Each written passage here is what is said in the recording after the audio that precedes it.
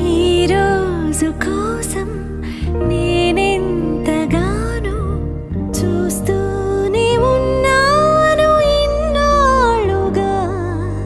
మౌనాలు అన్నీ మాట్లాడుతుంటే కనువిందుగా ఉంది తొలిసారిగా.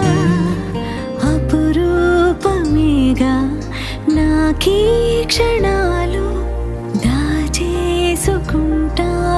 జ్ఞాపకాలు.